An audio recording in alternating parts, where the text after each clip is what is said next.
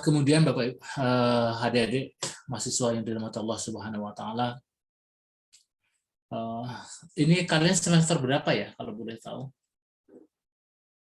Semester 1. Semester 1. Iya, Pak. Semester 1. Ada yang ikut kelas fisika dasar dengan saya? Ada nggak? Nggak ada. Oke, suara saya cukup jelas ya, adik-adik? Alhamdulillah. Jelas, Pak. Dengan jelas, Pak. Oh Mbak, mohon Mbak Sada, saya belum bisa share screen ini. Apakah bisa saya share screen nih? Bisa dicoba lagi, Pak. Sudah saya multiple participant. Oke, siap. Oke, PPT saya di mana ini? Saya cek dulu. Oke, ini dia.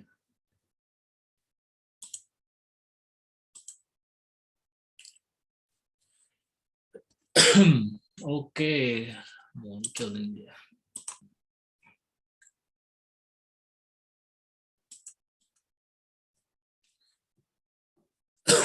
Saya diamanahi oleh Ketua LKKI untuk menyampaikan sebuah materi yang sebenarnya saya juga masih terus belajar untuk ini ya. Meskipun masa usia remaja itu kalian tahu nggak? Sekarang itu badan PBB yang mengurusi tentang pemuda itu kita sebut sebagai apa? UNESCO ya.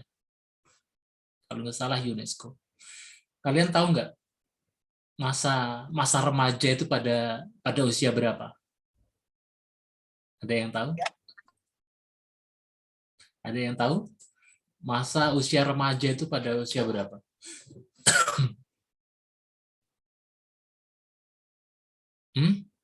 Ada yang tahu? Nggak ada yang tahu? 12 sampai 21. Oh, oke. Kalau di atasnya itu usia apa? Dewasa. Dewasa, Pak. Dewasa. Oke. Nah, karena perspektifnya kita sekarang itu adalah perspektif Islam, dan masa-masa kalian itu adalah masa-masa di mana istilahnya baru mencapai tahapan ya masa golden age-nya remaja. Banyak sekali saya pernah mengalami masa-masa seperti kalian, tapi kalian belum pernah mengalami apa yang saya rasakan pas waktu SMA dulu. Betul ya? Saya menang tua duluan gitu. Saya menang lahir duluan sehingga saya merasakan tua duluan daripada kalian. Oke, perkenalkan saya sebelum saya memulai lebih lanjut bahwa saya adalah seorang dosen fisika di Departemen Fisika. Saya mengampu mata kuliah yang ada di Departemen tentang Fisika Medis dan Biofisika. Kalau di fisika dasar tentunya mungkin ada yang di kelas saya mungkin sudah pernah mendapatkan 1 semester ini ya. Nah, adik-adikku mahasiswa yang dirahmati Allah Subhanahu wa taala, kalau kita bicara tentang ada pergaulan remaja, sebenarnya kita ada sebenarnya sebuah garis besar, sebuah lingkaran yang Allah Subhanahu wa taala menciptakan kita itu secara universal sebagai seorang muslim. Allah Subhanahu wa taala menciptakan sebuah tatanan gitu ya, tentang role model, role atau aturan-aturan law yang diciptakan Allah Subhanahu wa taala, tidak ada lain kecuali untuk kebaikan kita, termasuk dalam pergaulan. Mas, Mbak, semuanya yang dirahmati Allah Subhanahu wa taala, ini sebagian dari apa yang akan saya sampaikan pada malam hari ini ya, tentang muqaddimah, kemudian dasar dan bergaul, pandangan Islam dan etika bergaul. Oke, tidak akan berpanjang-panjang ya. Saya akan lanjut ke muqaddimahnya saja. Jadi kata pergaulan itu adalah sebenarnya kata yang bahasa kita itu seperti, kalau bahasa Islamnya itu seperti muamalah, ya. Asasnya apa? Asasnya al-asasu al-muamalah al-mubah, gitu. Katanya begitu, ya. Jadi seharusnya termasuk di dalamnya pergaulan itu, asasnya itu adalah mubah, dibolehkan. Sampai ada aturan yang melarangnya. Paham maksudnya ya? Adik-adik? Al-asasu al-muamalah al-mubah. Jadi asas dari segala muamalah, termasuk di dalamnya adalah pergaulan, itu adalah mubah. Sampai ada hukum yang mengatur itu dilarang, diharamkan, dan sebagainya. Nah, tataran psikologi kita mengatakan bahwa pergaulan itu adalah tata cara suatu orang untuk bersosialisasi dengan lingkungannya. Atau orang yang baik, orang yang baik, itu tentu memiliki aturan-aturan. Baik yang dia peroleh secara literal, gitu ya, didapatkan dari membaca, mendengar. Ada yang Allah Subhanahu wa Ta'ala itu menciptakan kita itu memiliki insting. Memiliki insting. Nah, karena pemilihan insting itulah kemudian ada tata cara yang diberikan, ada rule-rule, ada garis-garis yang Allah Subhanahu wa Ta'ala diberikan kepada kita. Karena apa? Karena bergaul dengan orang lain itu menjadi salah satu kebutuhan yang sangat mendasar. Tidak ada dari kita, ya, tidak ada bisa di antara kita yang bisa hidup sendiri. Even Nabi Adam pun itu membutuhkan seorang pasangan. Yang Allah Subhanahu wa Ta'ala menceritakannya itu dalam surat yang panjang, paling panjang di depan itu. Ya, penciptaan Nabi Adam alaihissalam itu diciptakan Allah Subhanahu wa Ta'ala, diceritakan Allah itu di surat yang panjang sekali. Bagaimana Nabi Adam merasa ada yang kurang. Kemudian Allah Subhanahu wa Ta'ala menciptakan Siti Hawa dari tulang rusuknya. Itulah pertama kali Allah Subhanahu wa Ta'ala menciptakan makhluk manusia namanya. Ada pergaulan yang pertama kali.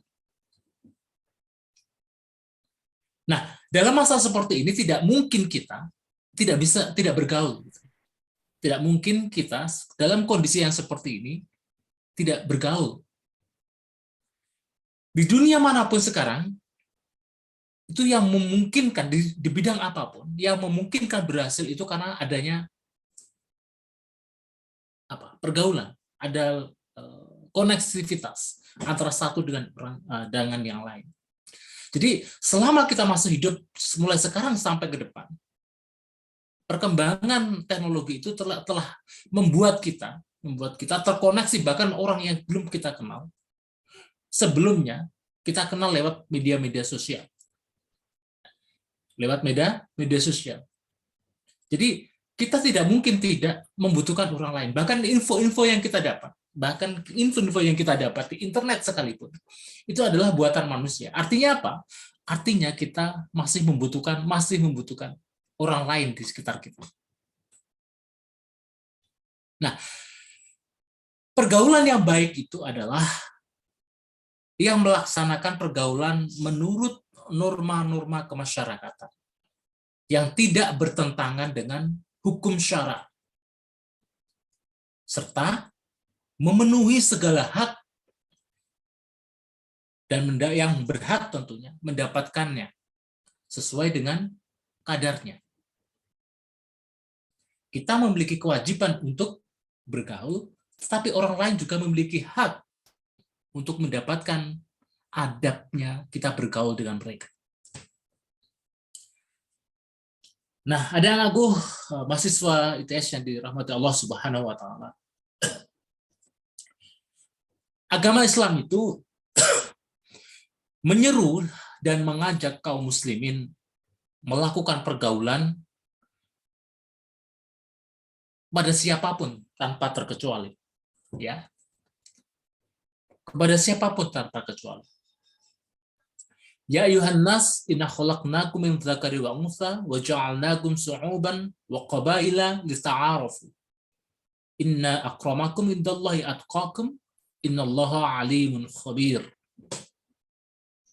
Artinya apa? Wahai manusia. Manusia itu muslim dan non-muslim. Tanpa terkecuali. Allah memberikan prinsipnya. Inna khalaqnakum, sesungguhnya kalian itu diciptakan. Sesungguhnya Allah menciptakan kalian. Min dzakari wa untha. Dari laki-laki dan perempuan. Tidak ada pertengahan. Tidak ada transgender. Allah Subhanahu wa Ta'ala tidak ada itu. Maka di hukum negara kita dan negara-negara muslim itu tidak ada yang baina dzakari wa untha. Tidak ada di antara itu. Yang ada jelas laki-laki dan perempuan. Wa ja'alnakum, dan menjadikan kalian syu'uban, bersuku-suku, wa qabaila, berbangsa-bangsa, lita'arafu, supaya kalian saling mengenal satu sama lain. Maka Rasulullah Shallallahu Alaihi Wasallam menjadi orang yang sangat istimewa di masa kecilnya. Beliau ditinggalkan oleh bapaknya sebelum ayahandanya, sebelum beliau lahir. Dan beliau ditinggalkan oleh ibundanya setelah umur sekian tahun. Belum balik. Beliau kemudian diasuh oleh kakeknya, kemudian diasuh oleh pamannya, menggembala, kemudian sampai ke negeri yang sebenarnya belum apa. Karena tadi beliau diperjalankan Allah Subhanahu wa Ta'ala sampai ke Palestina, mengetahui bagaimana perdagangan, seluk-beluk perdagangan di negara yang bukan negaranya waktu itu.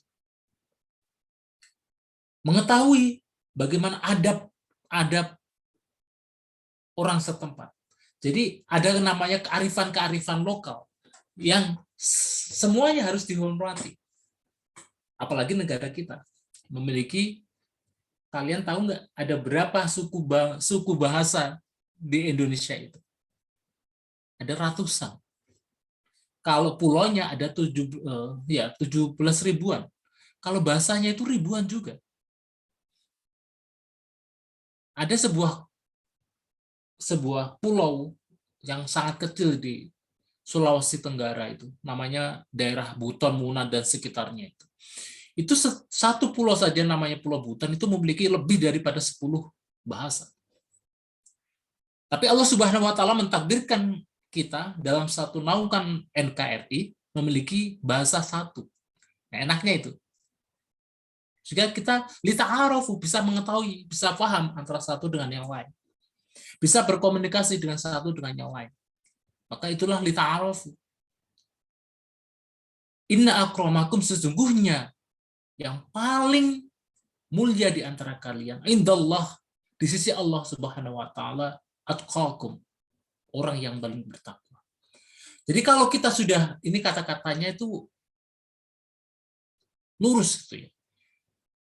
Bersuku-suku, laki-laki perempuan bersuku-suku, berbangsa, saling mengenal, tetapi yang lebih bertakwa daripada orang-orang, yang lebih mulia daripada orang-orang seperti itu, tak laki-laki, suku kayak apapun.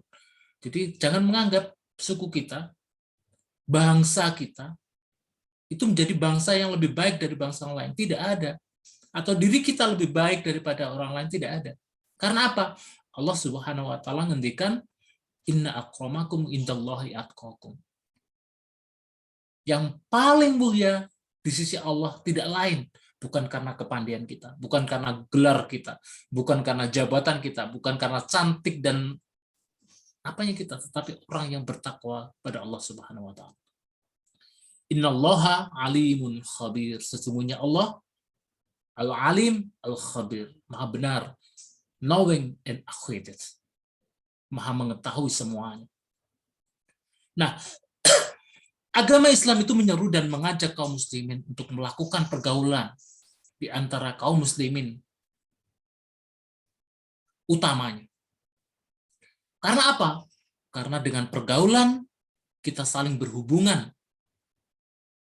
untuk mengadakan pendekatan satu sama lain.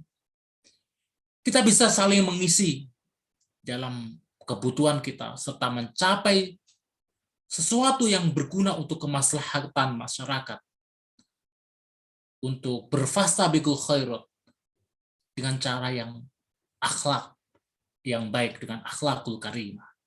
Nah, kemaslahatan masyarakat yang dilandasi dengan akhlakul karimah itu tidak akan terwujud kecuali dengan membangun pergaulan yang bagus dan sehat. Mahasiswa yang dirahmati Allah Subhanahu wa taala. Jadi setidaknya dalam membangun akhlakul karimah itu ada 3 poin. Yang pertama adalah ta'aruf, mengenal. Yang kedua ada tafahum, saling memahami, dan ta'awun, saling bergotong royong. Ini adalah 3 pondasi utama jika kita pengen bergaul dengan siapapun, apalagi sesama muslim, untuk saling mengikat, merasa antara satu dengan yang lain itu seperti bangunan yang kokoh. Bangunan yang kokoh, yang tidak gampang tercerai-berai. Nah, Islam, sekali lagi, dengan 3 faktor ini, memberi kita ta'aruf, tafahum, dan ta'awun. Itu landasannya adalah landasan Islam yang didasari ada rasa persatuan dan kasih sayang. Kecenderungannya untuk saling mengenal satu sama lain dalam hidup dan kehidupan yang merupakan ajaran Islam dan tatanannya. Dan Islam itu tidak didasarkan pada hubungan yang liar, yang tidak mengenal batas. Tapi Islam, sekali lagi, memiliki garis hidup yang konkret dalam batasan-batasan hidup bermasyarakat. Nah, anak-anakku yang dirahmati Allah Subhanahu wa taala,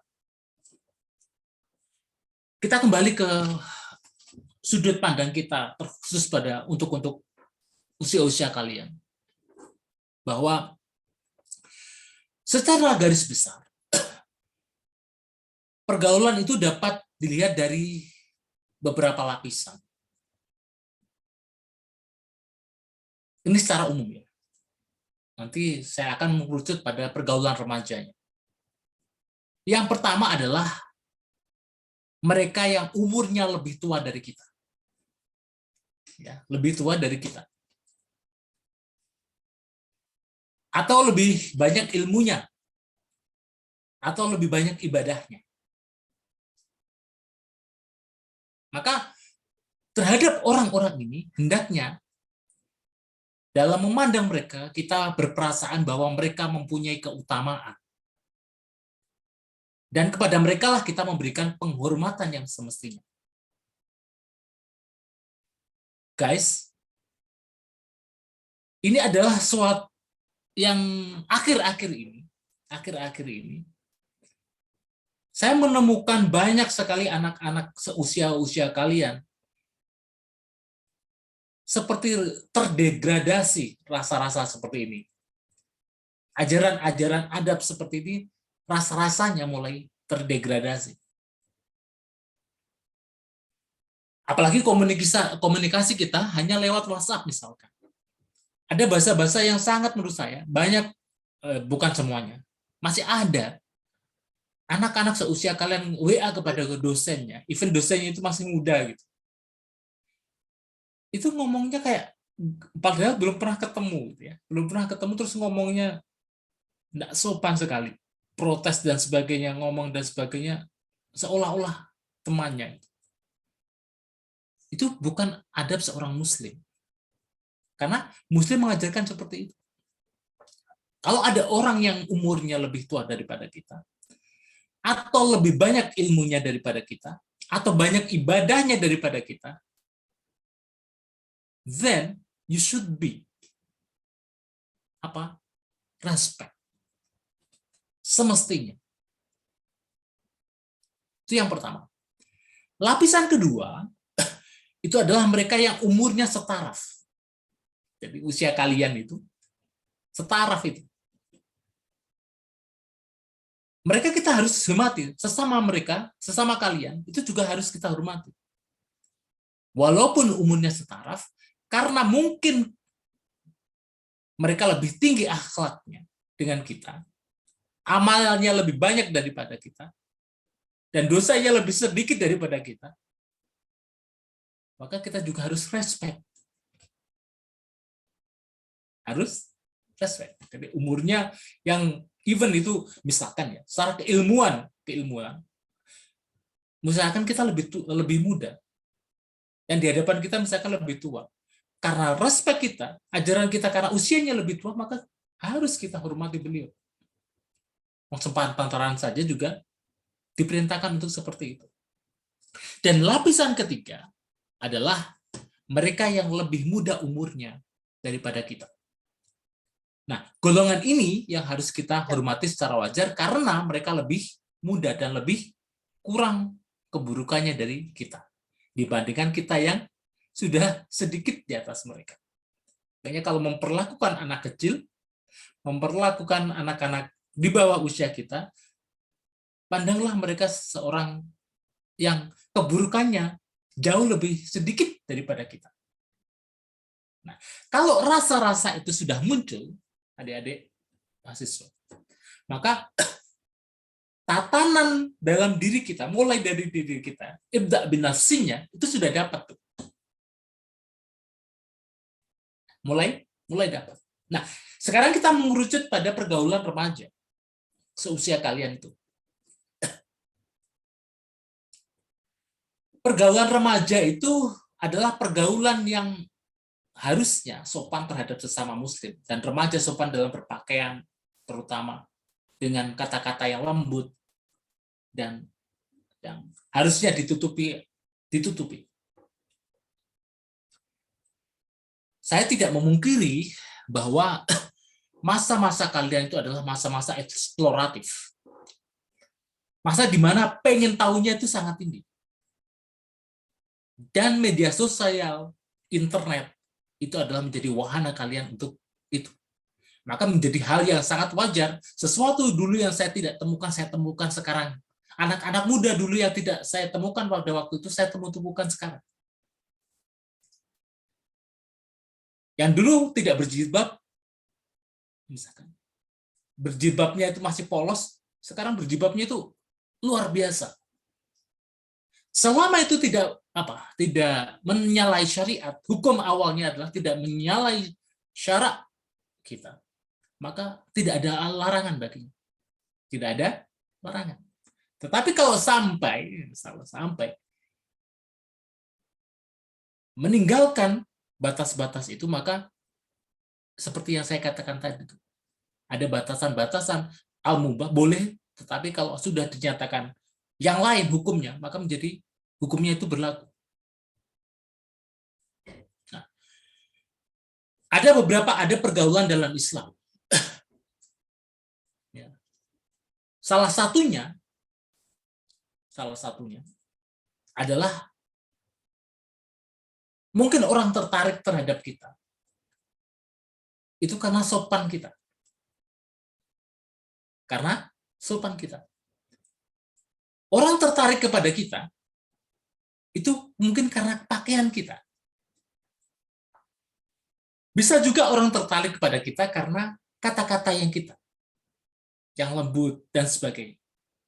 Atau karena yang lain. Nah, Allah Subhanahu wa taala itu akan mengumpulkan orang-orang sesuai dengan kesukaannya itu. Sesuai dengan kesukaannya itu. Kecenderungan kita begitu. Jadi kita akan lebih senang berkumpul dengan orang-orang yang seperti kita sukai. Kalau bahasa kalian adalah kita ini pikiran kita sefrekuensi, coy. Gitu. Maka tidak heran Allah Subhanahu wa taala mengumpulkan orang-orang soleh dengan orang-orang soleh.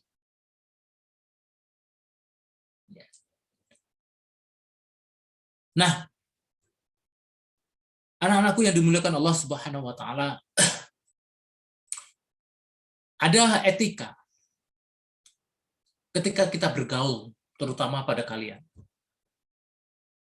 Yang paling mencolok di depan kita itu adalah Godul Basor, pandangan. Apa? Pandangan. Allah Subhanahu wa taala berfirman dalam surat An-Nur, "Qul lil mu'minina ya'udzu min absarihim wa yahfudzu furujahum, dzalika azka lahum, innallaha khabirum bima yasnaun." Katakan pada orang-orang yang beriman untuk menundukkan pandangannya. Sesuatu yang tidak seharusnya dia lihat, jangan dilihat. Dzalika azkalahum. That is pure from them. Innallaha khabirum bima yasnaun. Indeed, sesungguhnya Allah is acquainted with what they do. Allah mengetahui apa yang kita lakukan. Jangankan apa yang kita lakukan, apa yang kita pikirkan saja Allah Subhanahu wa taala itu tahu. Maka tugas kita apa dalam pandangan itu? Jaga pandangan itu, yang laki-laki jaga pandangan, yang perempuan dijaga dirinya supaya pandangan-pandangan laki-laki tidak membuat kita menjadi salah tingkah dan sebagainya. Nah, salah satunya ya, antara kita laki-laki dan perempuan, pandangannya itu harus saling-saling menjaga. Karena apa? Tidak beriman seorang di antara kalian hingga mencintai atau menjaga saudaranya sebagaimana bukti kecintaannya itu dengan menjaga pandangan saudaranya orang lain. Sebenarnya kan bukan pandangan, mencintai gitu. Nah, bukti mencintai saudara kita semuslim atau saudara-saudara yang lain itu adalah dengan cara menjaga pandangan. Itu yang laki-laki. Yang perempuan bagaimana? Ya, menjaga pandangan mereka dengan menggunakan atau berakhlak, berpakaian dan sebagainya sesuai dengan tatanan syariat Islam. Itu kewajiban kita terhadap pandangan. Yang kedua adalah menutup aurat secara sempurna. Menutup aurat secara sempurna. Ya ayuhan nabi qul li azwajika. Ya ayuhan nabi, ini perintah kepada Nabi Shallallahu alaihi wasallam. Yang kemudian menjadi, karena nabi itu adalah panutan kita. Maka untuk salah satu mencintai Nabi itu salah satunya adalah dengan mengikuti apa yang diberitakan Allah kepada Nabi, Nabi melaksanakan, kita melaksanakan. Sebisa mungkin, semaksimal kita bisa. Kul li azwajika, katakan kepada istri-istri, wa banatika, dan anak-anak, wa nisa'il mu'minina, dan perempuan-perempuan mukmin, yudnina alaihinna min jahilibihinna. Untuk apa? Menjaga pandangan tadi itu dari orang yang memandang. Dzalika adna ay ya'rafana fala yud'dzan. Wa kana Allahu ghafurur rahim. Jadi tugas kita laki-laki dan perempuan itu menutup aurat kita secara baik, secara sempurna. Wanita sudah tahu dong auratnya itu yang mana. Laki-laki tahu dong auratnya yang mana. Maka diperintahkan kepada kalian, pada Nabi Shallallahu Alaihi Wasallam, kemudian kita mencintai Nabi Shallallahu Alaihi Wasallam sebagaimana Nabi mencintai istri, anak, dan muslim-muslim yang lainnya. Terutama di sini nisa al-mu'minin, perempuan-perempuan muslim. Mukmin. Untuk apa? Menutup aurat. Menutup auratnya ya jelas menggunakan apa? Menggunakan yang menutup aurat sebagaimana kita menutup aurat biasanya. Entah itu polos, entah itu batik-batik, itu bunga-bunga dan sebagainya, itu nggak masalah. Tidak masalah. Nah, anak-anakku yang dimuliakan Allah Subhanahu wa taala, Mbak, nanti kalau sudah selesai, ngomong selesai gitu ya, Pak, waktunya sudah habis. Masih ada waktunya kan ya? Masih ada waktunya.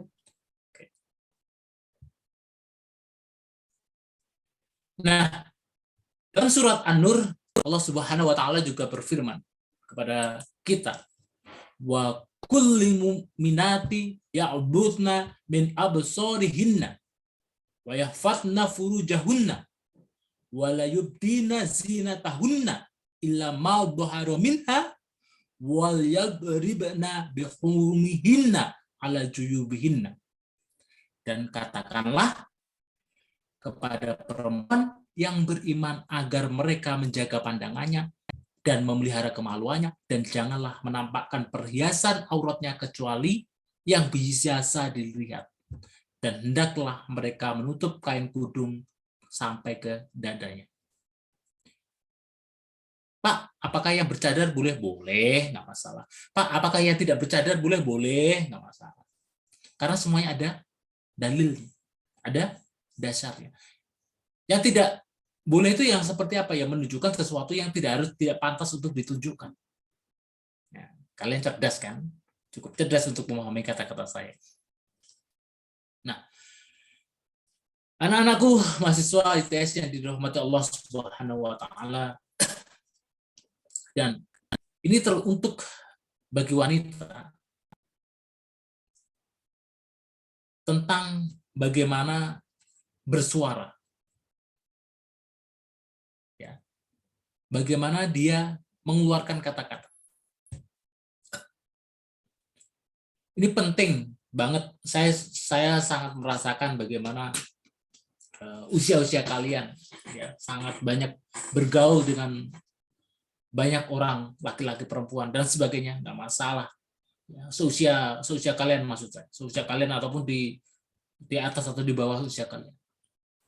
Tapi ingat, Allah Subhanahu wa taala memerintahkan untuk laki-laki dan perempuan terutama, untuk yang perempuan ya, yang terutama perempuan, tidak untuk berlembut-lembut suaranya di depan laki-laki yang bukan mahram.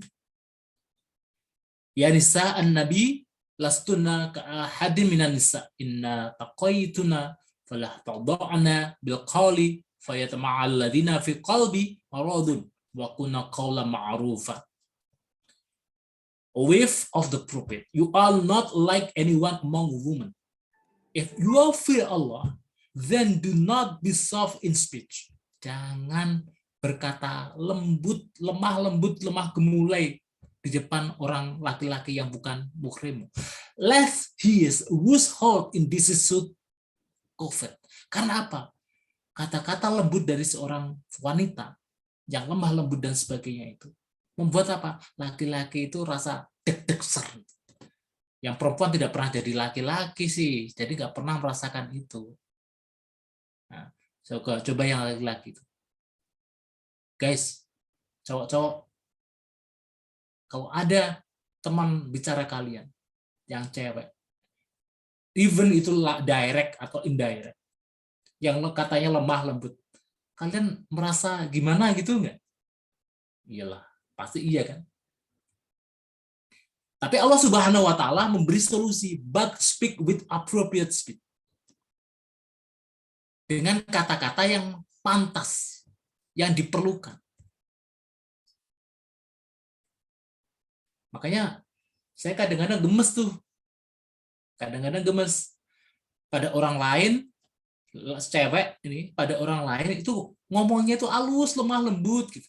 Tapi pada bapaknya, pada ibunya, pada kakak laki-lakinya, itu ngomongnya kasar, naudzubillah. Ada nggak yang seperti itu? Ada nggak? Cewek, ada nggak yang seperti itu? Jangan dibalik-balik. Jangan dibalik-balik. Oke. Pak, ini kok laki-laki cewek semuanya sih? Ya karena cewek itu kebanyakan auratnya sih. Allah Subhanahu wa taala menciptakan seperti itu. Banyak kemaluannya. Banyak yang harus dijaga. Apalagi, Pak, wanita itu dilarang berpergian sendiri tanpa mahramnya sejauh perjalanan 1 hari, minimal 1 hari. Ini riwayatnya riwayat Bukhari, Muslim. Mengatakan bahwa Rasulullah SAW bersabda, tidak halal bagi seorang perempuan yang beriman kepada Allah dan hari akhir untuk bepergian yang memakan waktu sehari semalam kecuali bersama muhrimnya. Pak, kalau ibadah haji bagaimana sendiri itu? Biasanya ini ibadah hajinya perempuan yang masih jomblo, misalkan jomblo itu ada surat pernyataan tuh, didamping oleh mahramnya. Kalau tidak didampingi pasti nggak boleh tuh yang haji. Nanti silakan tanya ya bapak ibunya yang sudah haji. Pasti ditanya tuh mahramnya siapa. Kecuali sudah nggak punya mahram, tidak perlu didampingi itu. Yang mendampingi siapa? Yaitu yang Amirul Hajj-nya itu. Begitupun dengan ibadah-ibadah lain, walaupun even itu perjalanan yang istilahnya apa ya? Istilahnya sampai seharian. Sampai seharian. Keluar rumah seharian tanpa mahramnya. Itu menjadi hal yang dilarang bagi seorang wanita. Ya, perjalanan jauh. Nah,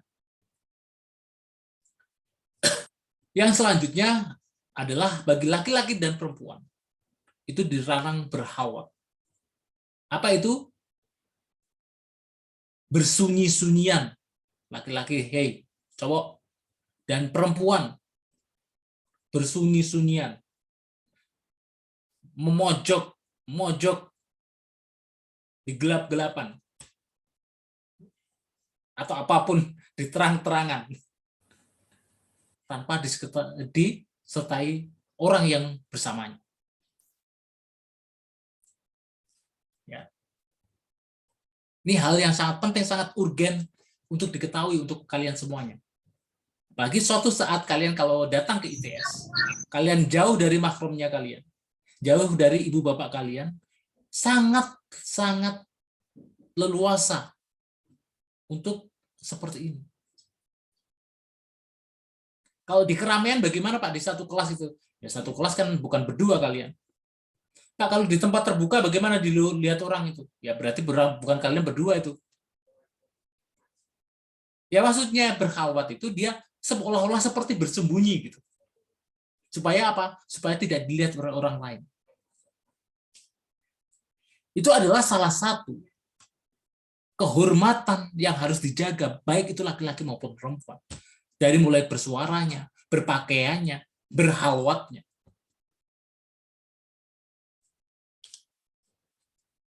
Jelas ini? Halo? Jelas? Yang selanjutnya ada sebuah hadis yang kenal di antara kita. An Abi Abbas, anna Rasulullah sallallahu alaihi wasallam qala la yakhluwanna rajulun bi amra'atin wa la tusafiru imra'atun illa wa ma'aha du mahramin. Janganlah laki-laki berduaan dengan seorang wanita yang bukan mahramnya, dan janganlah wanita berpergian kecuali bersama mahramnya. Nah, dikuatkan tuh. Sekali lagi, seperti seolah-olah bersembunyi gitu. Seolah-olah bersembunyi supaya tidak dilihat orang lain. Nah, banyak ulama yang menafsirkan demikian. Karena sekarang kondisinya, perjalanannya, Pak, itu kan perjalanan kita tidak 1 hari. Kalau tidak 1 hari, ini tadi sesuai dengan dalilnya ini tadi, berhari.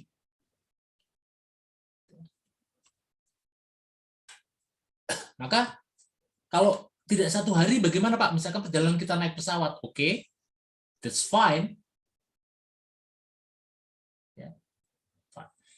Nah, ada yang mengatakan lagi dalam era modern gini, dalam fikih modern, itu bisa diartikan misalkan kalau kita naik kereta api, kita sendirian, 1 hari penuh, kita bisa ditemani dengan mahram kita dengan cara apa? Video call. Itu termasuk itu. Itu yang termasuk. Katanya begitu sih. Ya, wallahu a'lam bishawab. Dan ini yang laki-laki yang agak bocor halus sih, terutama. Karena sekarang lagi ngetren tuh yang laki-laki ke cewek-cewekan dan yang cewek ke cowok-cowokan. Laki-laki dilarang berhias menyerupai perempuan. Pak, apakah rambut gondrong itu termasuk? No. Salah satu ciri-ciri orang beriman itu salah satunya adalah rambutnya rapi, gondrong, berikal gitu. Bukan amburadul. Jadi itu bukan hanya semata, bukan cewek. Tapi berhiasnya pakai apa? Pakai gincu, pakai alis, pakai apa? Yang perempuan pakai anting, pakai sesuatu yang dipakai perempuan. Maka tidak pantas bagi kita untuk memakainya laki-laki. Karena apa? Ada hadis yang diriwayatkan oleh Bukhari Muslim dari Abbas radhiyallahu an bahwa Rasulullah SAW berkata, bersabda, melaknat kaum laki-laki yang menyerupai wanita dan melaknat kaum wanita yang menyerupai kaum laki-laki. Tingkahnya cowok, tapi orangnya laki-laki. Orangnya laki-laki, tapi tingkahnya cewek, gemah, gemulai, dan sebagainya. Itu bukan ajaran seorang muslim. Nah, dan ketujuh, kalau bisa, kalau memungkinkan salah satunya, kok menganjurkan untuk menikah dalam usia muda bagi yang mampu. Dan yang tidak mampu diapakan? Saum, berbanyaklah puasa. Senin Kamis, Ayyamul Bid, sudah lumayan tuh, banyak gitu. Ya, banyak sekali Allah Subhanahu wa taala dan Rasulullah Shallallahu alaihi wasallam memberikan manfaat fadilah bagi orang-orang yang belum bisa menikah muda tetapi dia mau berpuasa. Ya. Pak, saya belum mampu untuk menafkahi, tapi saya mau menikah, bagaimana? Tahan dulu tuh. Tahan dulu. Banyaklah puasa. Banyaklah baca Al-Quran. Banyaklah datang ke taklim. Banyaklah berkumpul dengan orang-orang solih. Banyaklah sholat malam. Lakukan aktivitas-aktivitas olahraga. Aktivitas fisik yang membuat semua itu menjadi hal-hal seperti negatif itu menjadi hilang. Salah satunya adalah dengan menundukkan pandangannya. Ya. Bergaullah dengan orang-orang solih yang banyak menasihatmu dalam kebaikan. Watawassaw bil haqq, watawassaw bis sabr. Nah, pertanyaannya adalah, terutama yang cewek, sudah sampai tahap mana kamu menutup auratmu? Kita tidak menjudge bahwa sampai Pak saya baru tahap 1, tidak masalah. Mulai bertahap. Kedua Pak, nggak masalah, yuk kita benahi lagi. Ketiga Pak, semakin bagus tuh. Ya, semakin bagus tuh penampilan, semakin kece. Pak, saya sudah tahap 4 nih Pak. Wih, tambah keren tuh. Ya kan? Yang sekarang saya tahap 5 Pak, saya masih bisanya begini. Masya Allah, tambah cantik tuh. Ya kan? Pak, saya sudah sampai ke tahap ke-6 nih. Masya Allah, mudah-mudahan orang tua kalian bangga. Pak, saya sudah sampai tahap ke-7 tuh. Tabarakallah. Semakin cantik, semakin solihah, mudah-mudahan judulnya juga baik. Gitu. Pak, saya sudah perfect tuh. Alhamdulillah tinggal menunggu jodohnya. Kan gitu.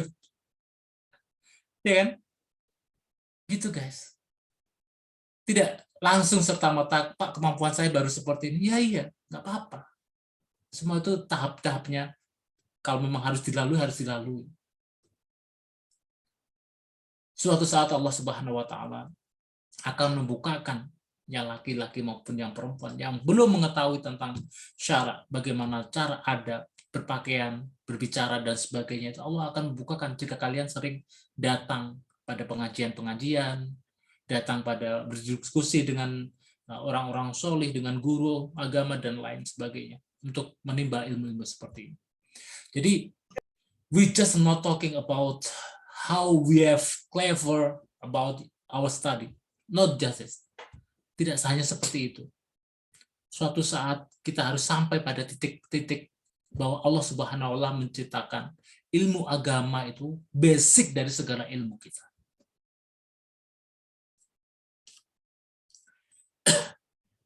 Ini sebuah aturan bagan hubungan antara laki-laki dan perempuan. Ada yang kita sebut sebagai ikhtilat, ada yang kita sebut ijtima. Ada yang kita ijtima itu apa? Berkumpul tanpa berinteraksi. Boleh nggak? Ada yang haram, harus. Ada yang kekhususan. Tempat khusus misalkan apa? Rumah tempat tinggal kita, kamar, mobil pribadi, tempat umum, masjid, pasar, sekolahan, itu laki-laki perempuan ya, dia berinteraksi, berijtima. Kalau tempat khusus tanpa mahram menjadi haram. Tapi dengan mahram boleh tuh. Kalau tempat umum boleh, berkhawat itu yang dilarang. Ya, seperti yang saya katakan tadi, berkhawat itu seolah-olah bersembunyi dari pandangan orang lain. Yang ikhtilat bercampur dengan interaksi, hukumnya asalnya haram. Kecuali ada kekhususan. Di tempat khusus, ada tanpa mahram. Dengan mahram, interaksinya boleh. Interaksinya tidak boleh menjadi haram. Di tempat umum, interaksinya dilarang, haram. Interaksi yang boleh, hukum asalnya boleh. Berkhawat yang haram. Pak, saya ke rumah sakit, saya lagi sakit, saya seorang laki-laki yang merawat saya, suster boleh nggak? Boleh. Karena itu kekhususan. Pak, kalau boleh misalkan laki-laki yang saya minta susternya itu, bukan susternya, perawatnya laki-laki boleh nggak? Boleh. Nggak masalah. Selama ada nggak masalah. Tapi kalau tidak ada, berarti yang perempuan juga boleh. Karena apa? Kekhususan itu. Dan sebagai penutup, anak-anakku, mahasiswa ITS yang dirahmati Allah Subhanahu wa Ta'ala, dalam bergaul kita memiliki banyak sekali aturan-aturan. Ya, banyak sekali aturan. Banyak sekali aturan, banyaknya aturan itu bukan berarti untuk membatasi kita, tidak. Bukan menyekat-nyekat kita. Sebenarnya tidak seperti itu. Artinya sebenarnya Allah Subhanahu wa Ta'ala itu sedang menyelamatkan kita. Membuat rule itu supaya kita terselamatkan dari itu semua. Ya. Dari menghormati orang yang lebih tua daripada kita, sesama kita, adik kita, bersikap santun, tidak sombong, tidak boleh saling menghina, pengendalian dari pergaulan laki-laki dan perempuan. Ya. Dibekali Allah Subhanahu wa Ta'ala dengan potensi yang sama, potensi hidup yang sama, takoh hayawiyah yang sama, pemikiran akal yang sama. Potensi itu kemudian mendorong kita untuk kebutuhan jasmani dan stimulus dari dalam kita seperti rasa haus, rasa lapar, dan sebagainya, penyakit, dan kemudian menyebabkan kematian, dan sebagainya. Allah menciptakan itu semuanya untuk kita. Maka adab-adabnya pergaulan, ada kekhususannya, ada yang haram, ada yang tidak boleh, ada yang mubah, dan sebagainya. Semata-mata bukan diciptakan Allah Subhanahu wa Ta'ala untuk mengekang kita. Tapi Allah menunjukkan kebijaksanaannya kepada kita bahwa tujuan semata kita bukan hanya di dunia ini. Dunia ini hanya wasilah, adalah salah satu cara kita menuju Allah Subhanahu wa Ta'ala, dan kita mendapatkan ridhanya Allah Subhanahu wa Ta'ala dengan jannah yang dijanjikan Allah Subhanahu wa Ta'ala suatu saat nanti, insya Allah. Dan mudah-mudahan yang hadir pada malam hari ini adalah yang termasuk Allah Subhanahu wa taala janjikan surga karena kita telah menjaga pandangan kita, menjaga aurat kita, tata kata kita, ucapan kita dan sebagainya, sehingga Allah Subhanahu wa taala ridho terhadap apa yang kita kerjakan di dunia ini. Amin ya rabbal alamin. Kurang lebihnya saya mohon maaf. Assalamualaikum warahmatullahi taala wabarakatuh. Saya kembalikan ke MC. Waalaikumsalam warahmatullahi wabarakatuh. Terima kasih atas penyampaian materi dari Bapak Nasori. Selanjutnya akan ada sesi tanya jawab kepada adik-adik dari 2021. Apabila memiliki pertanyaan, langsung saja untuk present dan menyampaikan pertanyaan. Baik, ini karena ada 3 yang resen. Yang pertama dari Hafiz Afrizal Indrayafi, langsung saja kepada Mas Hafiz, langsung mengutarakan pertanyaannya. Baik, terima kasih atas kesempatannya. Izin masuk. Assalamualaikum warahmatullahi wabarakatuh. Waalaikumsalam warahmatullahi wabarakatuh. Mbak, tolong dicatat ya Mbak pertanyaannya. Saya Hafiz Afrizal Indrayafi dari kelompok 51. Izin bertanya, Pak. Bapak sudah menjelaskan bahwasanya Allah menciptakan manusia dari laki-laki dan perempuan serta berkelompok, bersuku, dan berbangsa. Ya. Tapi masih sering kita temui di luar sana yang masih menjelek-jelekan dan mohon maaf kadang mengkafirkan apabila berbeda ajaran dan paham dengan kelompoknya sendiri. Oke. Menurut Bapak bagaimana kita menyikapi hal itu dengan baik dan sesuai dengan ajaran yang sudah diajarkan Nabi Muhammad SAW? Terima kasih, Pak. Terima kasih. Oke. Ini langsung dijawab, Mbak? Atau semuanya dulu? Langsung dijawab dulu saja, Pak. Oke, terima kasih. Baik. Mas Hafiz, inna akramakum indallahi atqakum. Sesungguhnya tidak ada yang lebih mulia daripada semuanya itu ketika adalah orang yang bertakwa. Apa itu orang yang bertakwa? Takwa itu menurut Imam Ghazali itu sesuai dengan pendekan dari kata-kata penyusunnya. Tak, of, dan wawu. Yang pertama adalah takwa tak. Itu adalah taat terhadap ajaran Allah Subhanahu wa taala, Rasulnya, para salafus solih, para sahabat sahabiyah, para ulama, para kiai, para ustadz yang sampai kepada kita. Yang kedua adalah qanaah. Merasa cukup Allah Subhanahu wa taala menciptakan segala sesuatu yang diberikan kepada kita. Tugas kita adalah mensyukurinya. Mencari apa yang Allah Subhanahu wa taala berikan kepada kita. This is it. Ya. Dua saja itu sebenarnya menunjukkan kepada kita bahwa level derajat manusia tidak diukur kecuali dengan ketakwaan dua tadi itu. Ya. Yang ketiga sebenarnya warok. Warok itu hubungannya erat, hubungannya dengan apa ya istilahnya?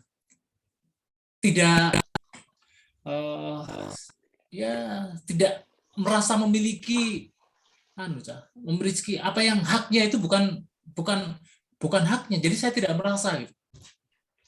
Jadi kalau bukan hak saya, untuk apa saya gitu. Jadi punya orang lain ya kita syukur ya. Kita bisa melihatnya bisa, tapi saya tidak merasa iri terhadap apa yang diberikan Allah Subhanahu wa taala pada orang lain. Allah Subhanahu wa taala mengukur sebenarnya termasuk iman, ketakwaan, ilmu dan sebagainya kepada kita itu sesuai dengan kemampuan kita. Jadi tidak ada orang yang sebaik-baik kita kecuali orang yang bertakwa itu tadi. Yang kalau Imam Ghazali mengatakan 3 tadi itu. Tidak ada. Kalau ada orang yang menjelek-jelekkan di antara kita, maka apa yang kita lakukan? Guys, itu sudah diprediksi Rasulullah SAW dari zamannya Rasulullah SAW. di antara kita itu akan menjadi seperti buih suatu saat nanti. Banyak tetapi tercerai-berai. Ya, banyak tetapi tercerai-berai.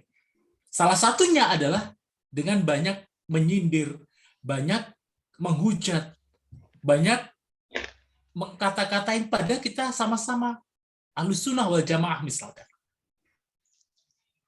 Kita memiliki syahadat yang sama, kita memiliki tempat sujud yang arahnya sama, kita memiliki Nabi Shallallahu Alaihi Wasallam yang sama, tetapi kita masih merasa paling benar, merasa paling pintar, merasa paling solih dan sebagainya, sehingga kita berani menghujat, mengkafirkan orang lain. Na'udzubillah tsumma na'udzubillah.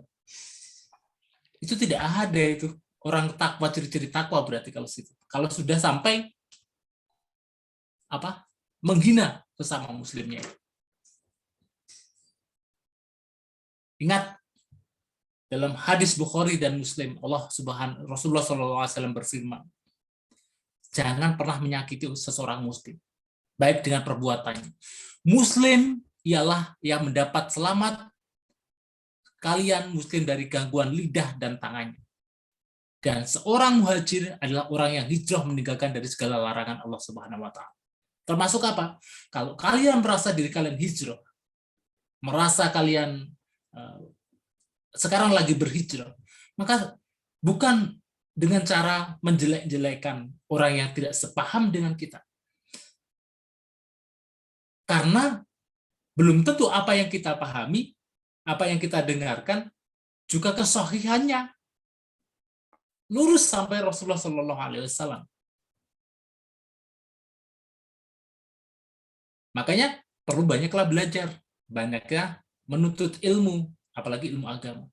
Naudzubillah semua naudzubillah. Mudah-mudahan kita tidak termasuk seperti itu. Ya Mas Faris, mudah-mudahan ya mungkin tidak menjawab banyak pertanyaan Mas Hafiz, tapi mudah-mudahan memberi gambaran bagaimana sikap kita terhadap orang-orang seperti itu. Wallahu a'lam bishawab, Mas Hafiz. Next. Terima kasih banyak Pak atas jawabannya.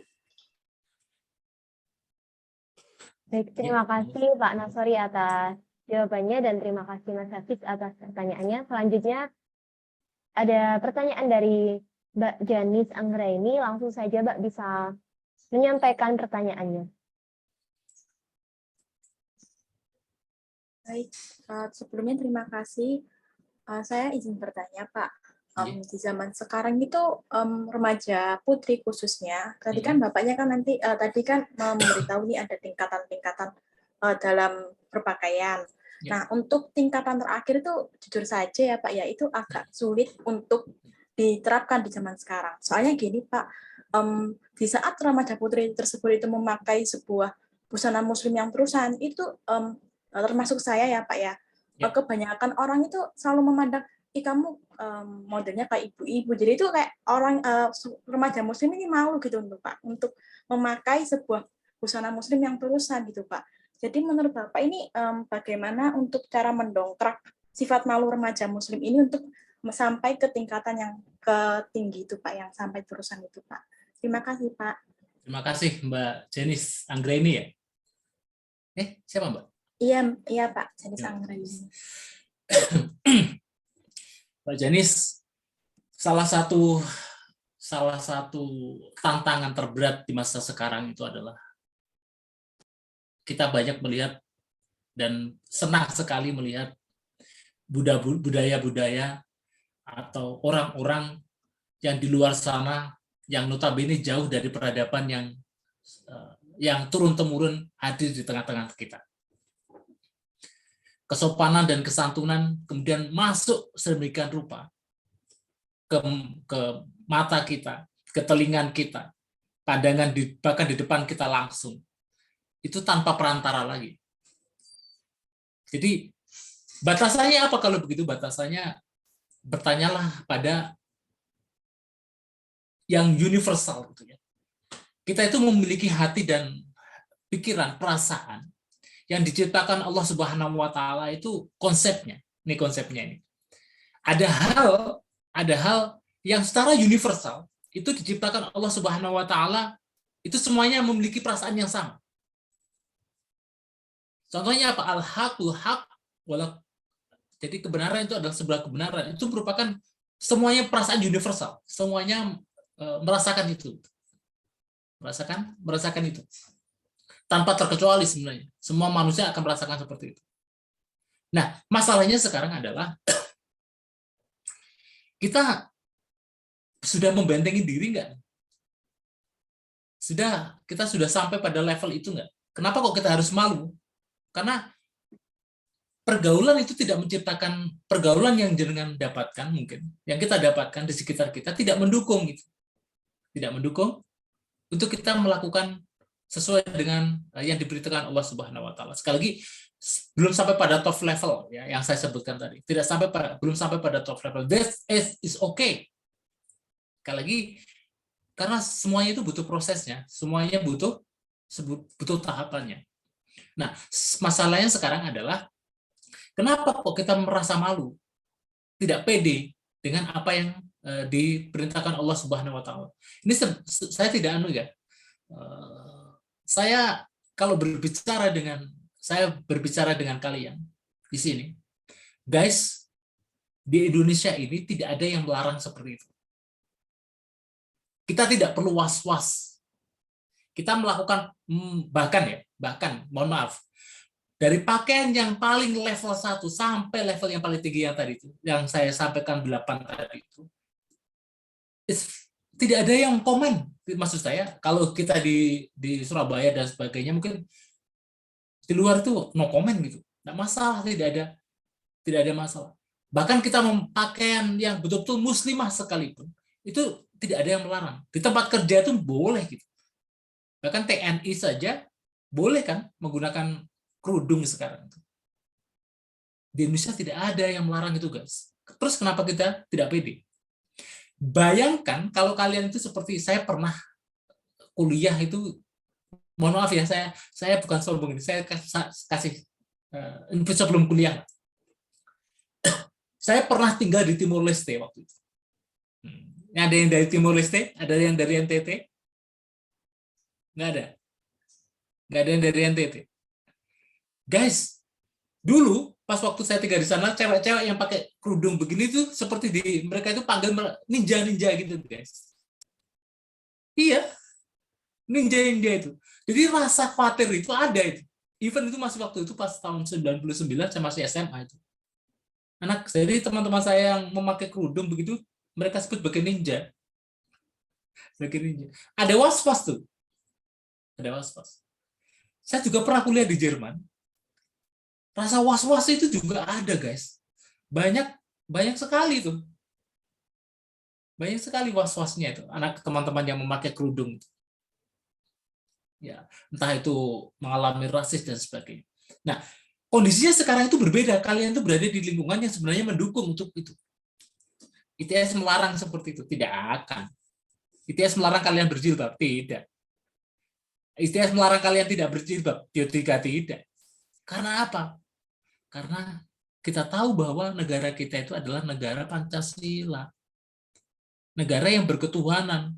Bukan hanya Muslim saja, tapi negara ada non-Muslim juga ada, orang Kristen, Katolik juga ada di sini, orang Hindu juga ada, Kristen juga ada di ITS ini.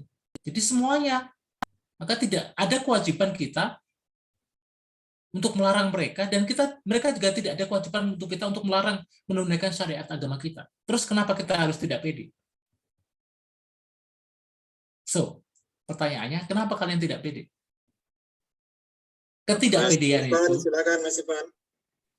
Ketidakpedean itu kemungkinan pertama karena sekali lagi support dari sekeliling kalian kurang, atau kalian merasa merasa bahwa apa yang kalian lakukan itu menjadi hal yang tidak modern, sesuatu yang tertinggal, yang kuno dan sebagainya. Padahal kalian berusaha menjalankan perintah Allah Subhanahu wa taala dan Rasulullah Shallallahu alaihi wasallam. Terus kenapa kalian tidak pede? Jawaban saya kembali ke pertanyaan itu. Mudah-mudahan menjawab pertanyaan Mbak Janis dengan pertanyaan saya itu. Mohon maaf sekali kalau banyak kurangnya. Ya, monggo Mbak saya. Baik, terima kasih Pak Nasori atas jawabannya. Bagaimana Mbak Janis? Baik Pak, cukup menjawab sih Pak sebenarnya Pak. Terima kasih Pak. Sama-sama. Selanjutnya, silakan kepada Mas Prahara untuk menyampaikan pertanyaannya. Oh ya, sebelumnya mohon maaf ya Pak, saya nggak bisa on cam sama agak berisik Pak, soalnya lagi di luar Pak. Oh iya, siap. Ya, nama saya Prahara Yona Putra dari Departemen Kimia kelompok P9. Izin bertanya Pak. Tadi kan Bapak menjelaskan bahwa kaum pria itu dilarang menyerupai wanita ya Pak. Betul. Ya, begitu pula sebaliknya Pak. Lalu bagaimana pendapat Bapak mengenai itu Pak? Ada satu atlet voli Indonesia Pak. Iya, iya. Atlet voli perempuan Indonesia namanya itu Aprilia Manganang. Iya, iya. Nah, ini saya kutip dari liputan6.com ini. Ya. Aprilia bukan seorang transgender. Dia Ya. tidak menjalani operasi pergantian alat kelamin, tapi dilahirkan dalam kondisi pria yang memiliki kelainan reproduksi hipospadia. Ya. Jadi dia dari kecil itu menjalani hidup sebagai perempuan, tapi sejatinya dia laki-laki. Kalau seperti itu bagaimana ya Pak? Menurut Bapak? Terima kasih. Oke, makasih Mas Prahara. Baik, jawaban saya ini murni karena saya seorang saya bukan seorang ya anggaplah saya tidak terlalu advertise di bidang ini, di bidang transgender dan sebagainya. Tapi begini guys, benar bahwa Allah Subhanahu Wa Taala menciptakan laki-laki dan perempuan. Tapi kondisinya banyak juga seperti kasusnya Manganang, itu Allah Subhanahu Wa Taala melihat bodinya itu seperti laki-laki, ya, atau ya benar ya bodinya kan pas waktu ada sampai protes itu ya, sampai ada yang protes itu bodinya Ya, kayak betul, laki-laki, betul ya? Ya betul Pak. Tapi dia masuk di timnya perempuan. Nah, secara biologinya bahwa yang disampaikan Allah Subhanahu Wa Taala itu benar, bahwa Manganang itu tidak transgender, dia berasal sesuai dengan hitungan orang-orang biologi dan kedokteran bahwa sebenarnya dia itu laki-laki. Ya.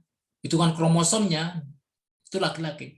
Itu yang menentukan siapa? Yang menentukan bukan kita, tapi orang-orang yang ahli, expertise. Dan itu sejalan yang diperintahkan, yang dinyatakan Ali bin Abi Thalib, karamallahu wajhah.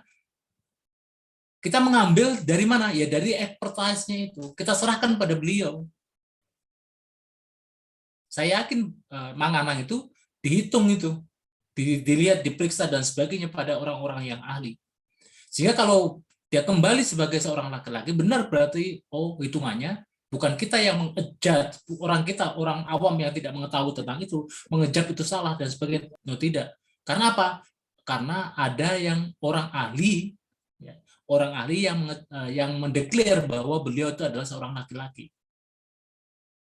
Maka kita tidak bisa menyalahkan. Ya, tidak bisa menyalahkan. Nah, bagaimana Pak? Dulunya, misalkan dia sudah bergabung dengan wanita. Dulunya itu tidak seperti pas waktu setelah dites, Mas. Artinya hukumnya bagaimana? Hukumnya berarti sesuai dengan hukum yang sebelumnya. Jadi kalau dia hukumnya pas waktu dites perempuan, dia masuknya perempuan, maka hukumnya ya seorang perempuan gitu. Tapi kalau sudah menjadi laki-laki, hukumnya seolah 100% harus menjadi laki-laki. Laki-laki tidak ada antara keduanya. Ya, tidak antara keduanya. Sekali lagi, basicnya dari mana? Dari ahlinya. Bukan kita, misalkan, Pak, yang menghitung kromosom dan sebagainya, yang mendeteksi laki-laki perempuan sebagaimana kiai, ya tidak, bukan kiai, tapi orang ahli biologi dan kedokterannya itu. Baru kemudian disampaikan terbuka. Nah itu yang benar itu, disampaikan secara terbuka, jangan tutup-tutupan. Nah, disampaikan secara terbuka itu benar banget itu. Dan saya acungin jempol itu bahkan, ya. Dan langkah yang sangat tepat sekali dengan kondisi seperti itu.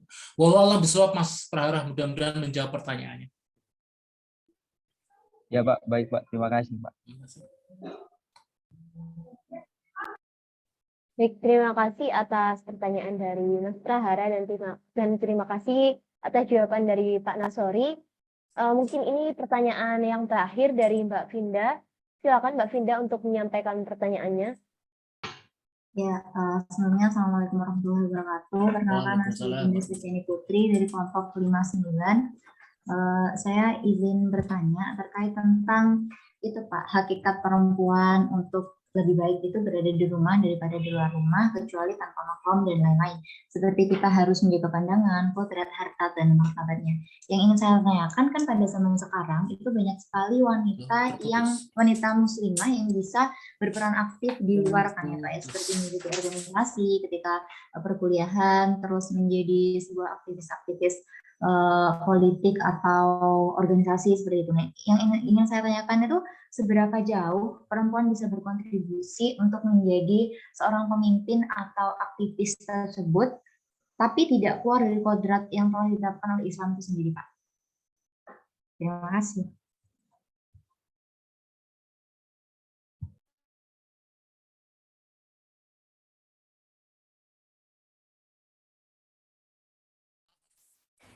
Mohon maaf, jaringan saya tadi hilang ya. Nggak saya ada.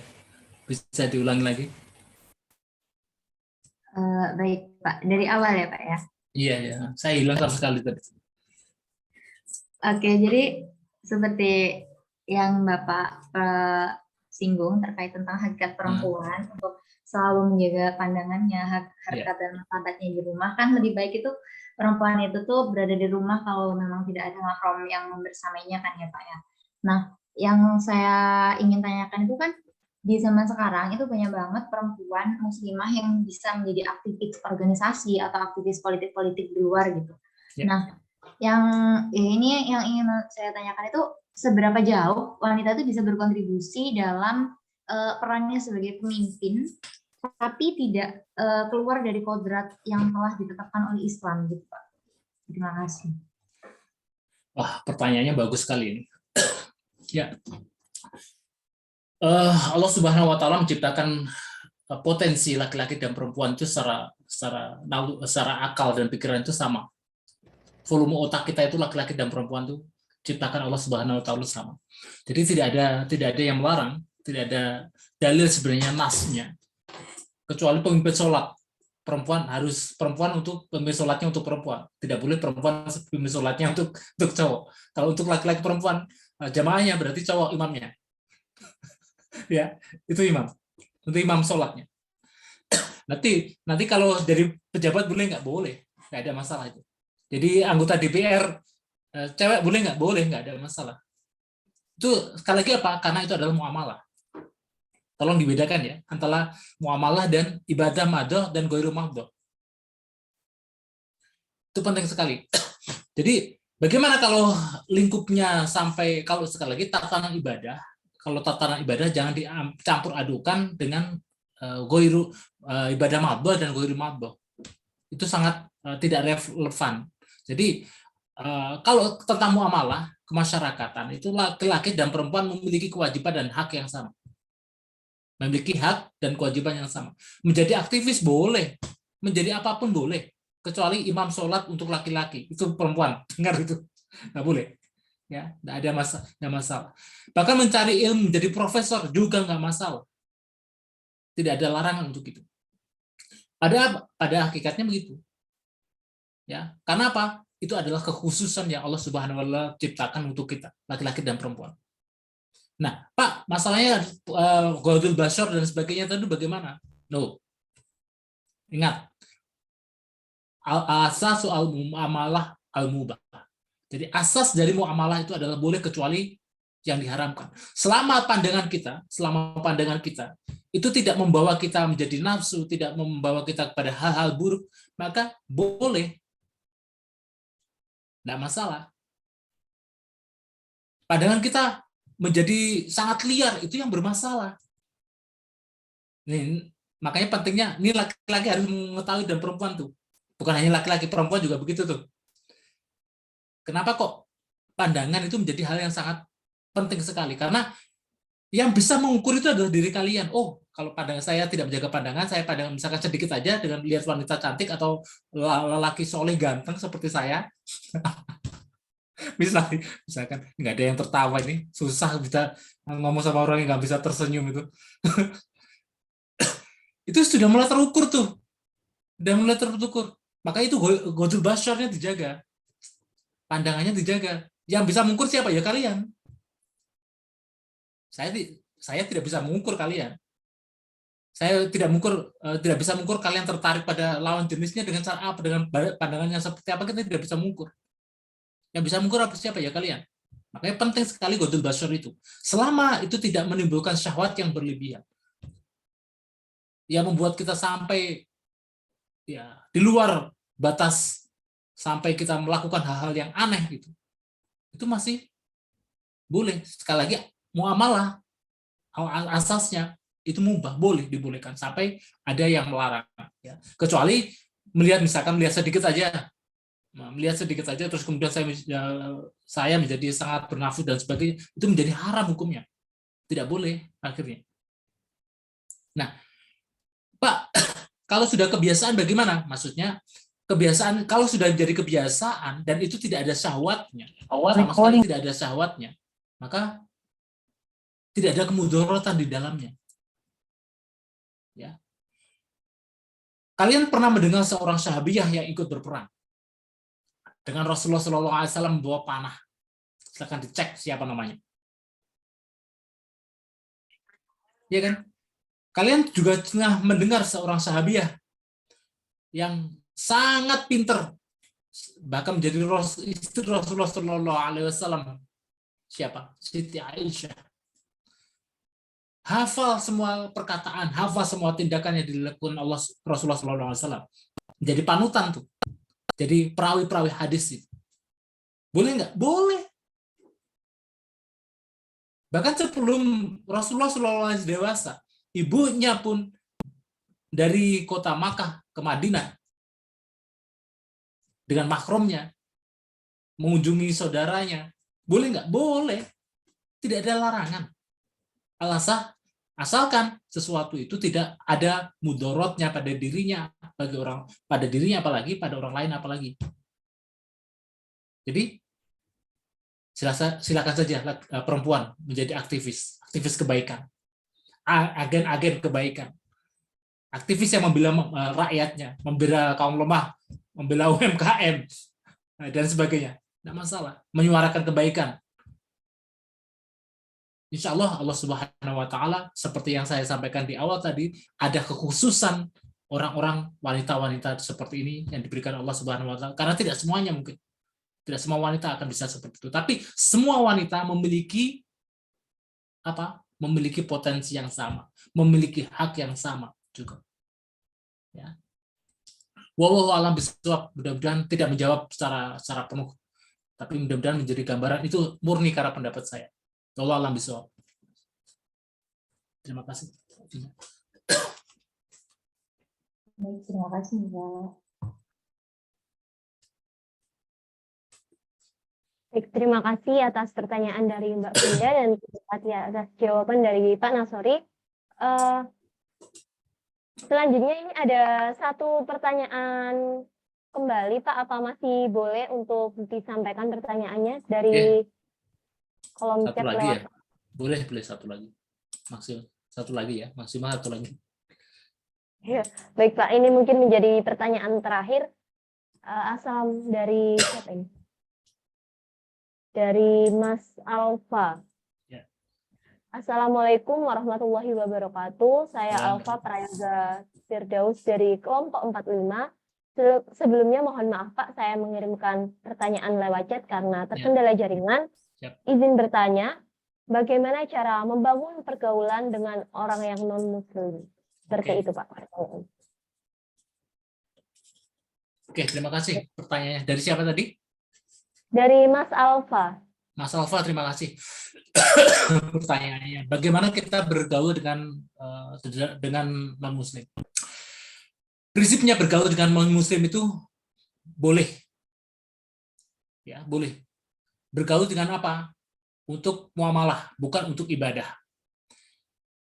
Ya, lakum dinukum waliyadin. Untukmu agamamu, untukku agamaku.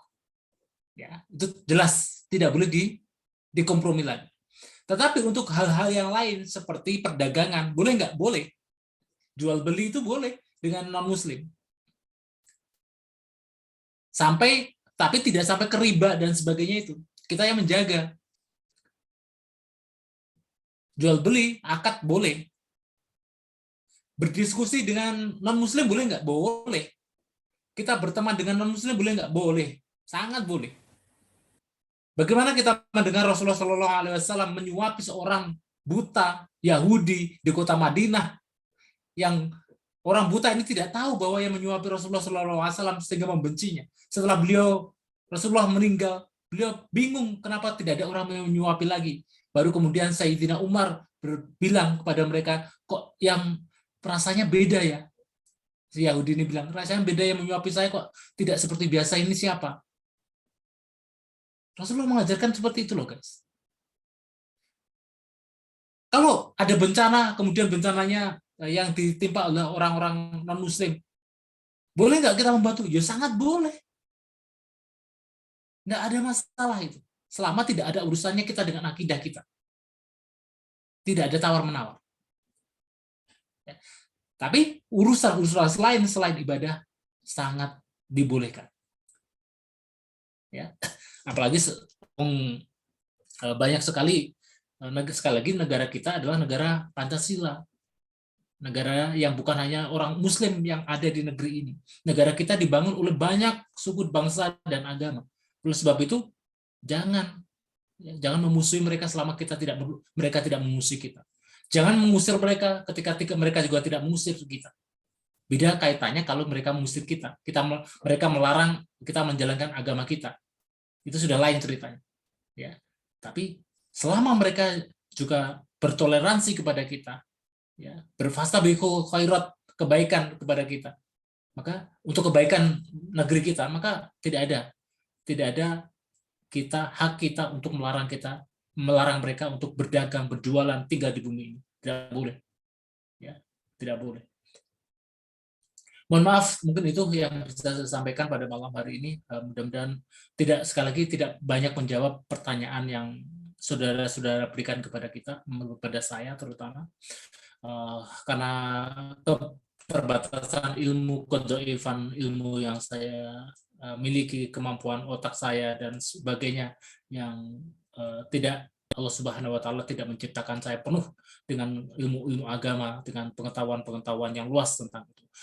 Saya mohon maaf atas kekurangan dan kekhilafan saya. Sekali lagi, kalau benar itu datangnya dari Allah Subhanahu wa Ta'ala, kalau salah itu semata-mata karena kekurangan lisan saya berucap.